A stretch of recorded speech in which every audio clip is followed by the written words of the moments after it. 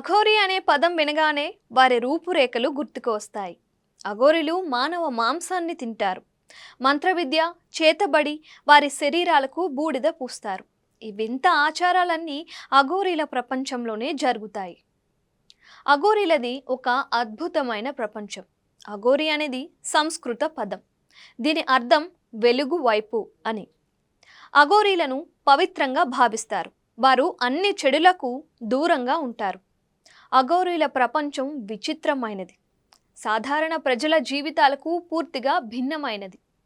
అఘోరీలకు అతీంద్రియ శక్తులు ఉన్నాయని నమ్ముతారు. పౌర్ణమి రాత్రి శవాలపై కూర్చొని మంత్రాలు పఠిస్తూ పూజలు చేస్తారు. అఘోరీలు చనిపోయిన వారి నుంచి శక్తిని తీసుకుంటారని చాలామంది నమ్ముతుంటారు. అఘోరీలు త్యాగం చేసే సాంప్రదాయాన్ని పాటిస్తారు. అఘోరీలు జంతువులను బలి ఇచ్చిన తరువాత వారి జంతు రూపం నుంచి విముక్తి పొందుతారని నమ్ముతారు. అంటే మళ్ళీ పుడితే జంతువుగా పుట్టరు. వారు మానవ శవాల నుంచి పచ్చి మాంసాన్ని కూడా తింటారు. చాలామంది అఘోరీలు అనేక ఇంటర్వ్యూలు, డాక్యుమెంటరీలలో ఈ విషయాన్ని అంగీకరించారు.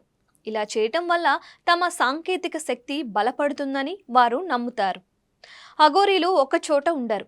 వారణాసి లేదా కాశీ వంటి ప్రదేశాలలో ఎక్కువగా కనిపిస్తారు. ఎందుకంటే ఈ నగరంలో అఘోరీల గుడి ఉంది. ఈ ఆలయంలో గంజాయి, మద్యాన్ని అందిస్తారు.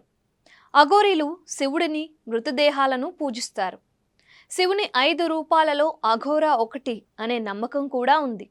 శివుడిని ఆరాధించడానికి ఈ అఘోరీలు మృతదేహాలపై కూర్చొని వినయాలు చేస్తారు. అందుకే శివుడిని శ్మశాన వాటికల దేవుడిగా భావిస్తారు.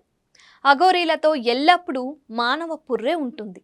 అఘోరీలు దీనిని పాత్రగా ఉపయోగిస్తారు. దీనిని కాపాలిక అని కూడా అంటారు.